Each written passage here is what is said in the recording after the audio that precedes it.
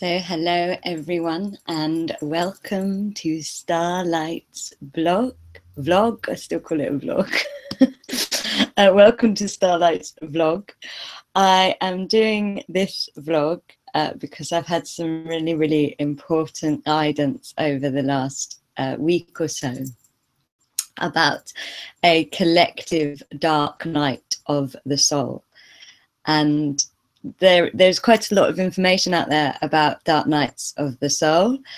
There are some schools of thought that say you only have one. My experience and my guidance is that that isn't true, and what my guides, or it's certainly not true for my truth, and what my guides say is that actually you have a dark night of the soul happen at the end of every cycle of your path.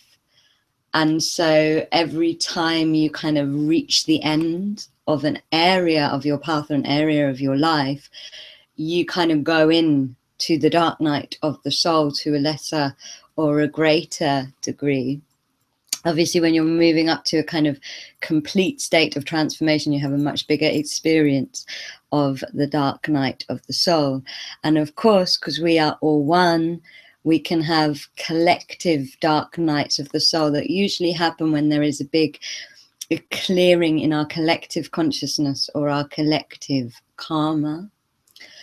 They seem to be happening towards the end of every year. There was certainly a massive one that happened last year.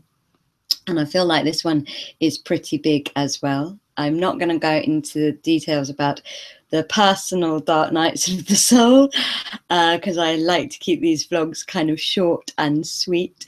But I would like to talk about this collective dark night of the soul. So last year's dark night was all, it was connected to the element of water. So the element of water started to overlight us. And the dark night that she brought up was really very kind of emotional.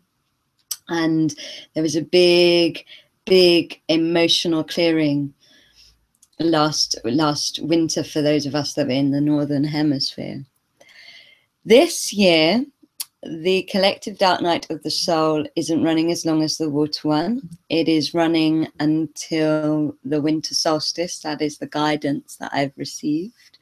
Although there will still be energies working through processing after that. And it is really being brought in by the element of earth. It is not fully overlighting. So the element of earth isn't fully overlighting in the way that the element of water was last year. She's coming in and out and moving in and out with fire. And she is bringing up old energy from our consciousness. And because it is the element of earth, she is bringing up that which is hidden in our consciousness. And there are going to be waves of it over the next couple of months where it gets really intense. And we're in the first wave of it leading up to Halloween and All Hallows Eve. So if anybody is feeling like they've suddenly got really loads of depressive energy coming up, or they're feeling very tired, or they just have this like very heavy sense of they can't go on, they just want to give up, they're fed up, or they feel like they're banging their head against the brick wall. That is very true for the dark night of the soul. It takes you into a place where you have to have blind faith. So you can't always see what is happening. You can't see the change that is happening. It feels like nothing is working, nothing is changing, even though you've worked so hard throughout the year. And it's that kind of moment in the marathon when you hit the wall, where you feel like you can't go on. And actually that's when the most is actually happening, and you're about to come on to the next cycle, and loads of stuff is happening underneath the surface. It's just that you're in that moment of the wall where you have to push through. And so that is common of the dark night of the soul. Those are traits of the dark night of the soul. The depression that might be coming up, or the very, very old things, that's to do with the earth and to do with the element of the earth and what she is bringing up through the dark night of the soul.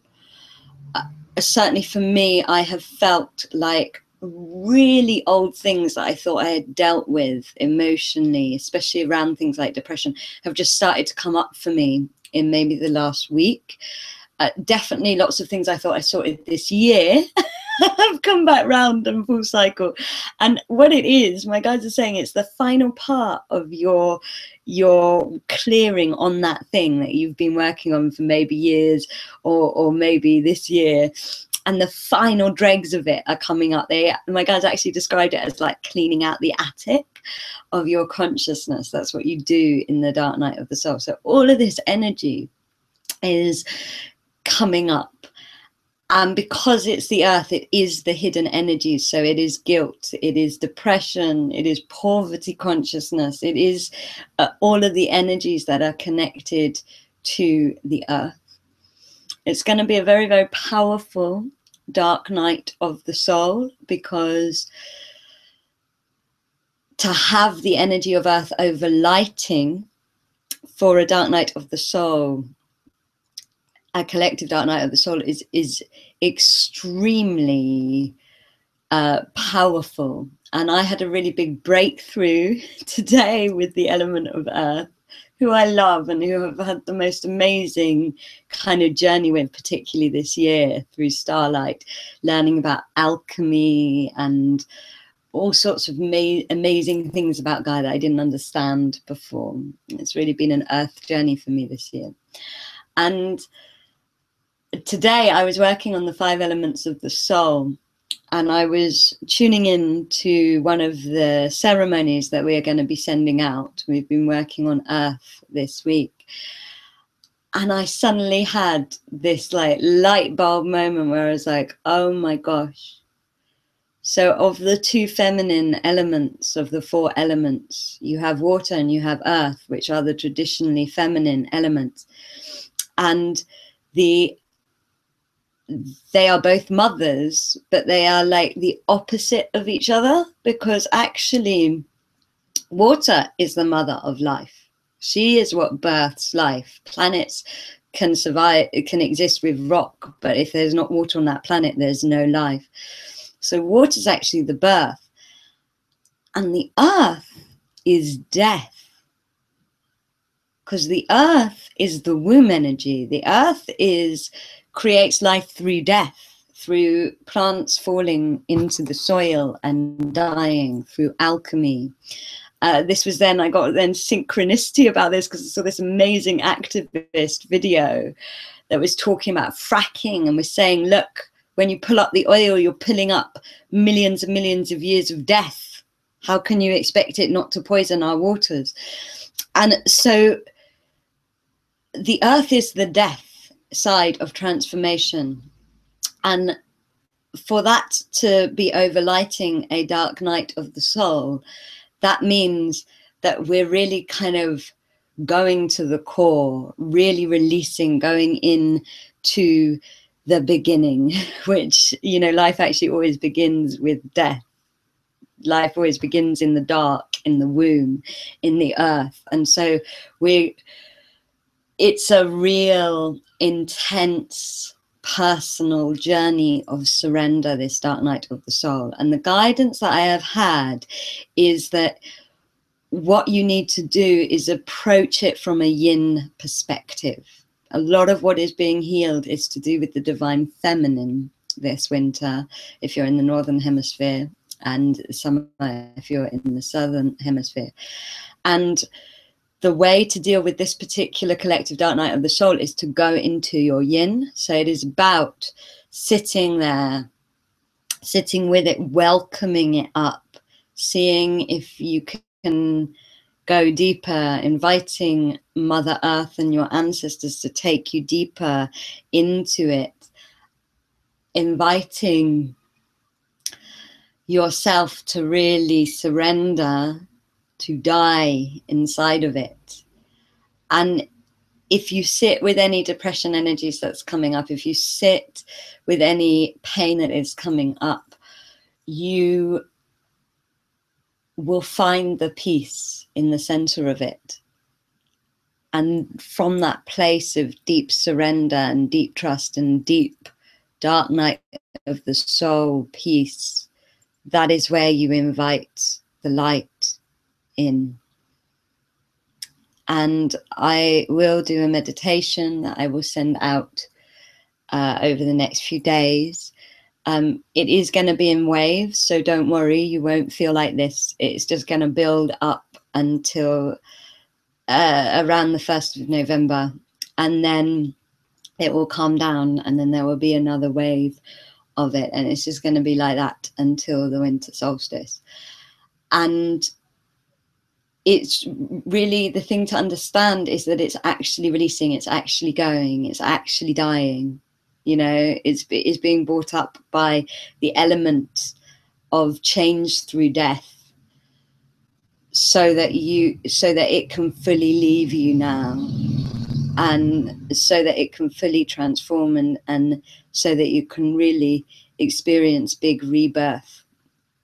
And so it's very, very beautiful, actually. And you just keep processing it, keep moving through it, keep inviting it. The other thing I would say is that I've had guidance about this, and I've experienced it myself in the last few days. Because it's the earth element overlighting this dark night of the soul, your physical body is really releasing a lot from your karmic cellular DNA, from your physical DNA. And one of the ways that you will really feel better is if you try and physically exercise as much as possible. Because the body is the element of the earth as well, and so you're really kind of engaging with this element and releasing with this element. And always call Mama Gaia. Do that anyway, but especially when the element of earth is overlighting, commune with her.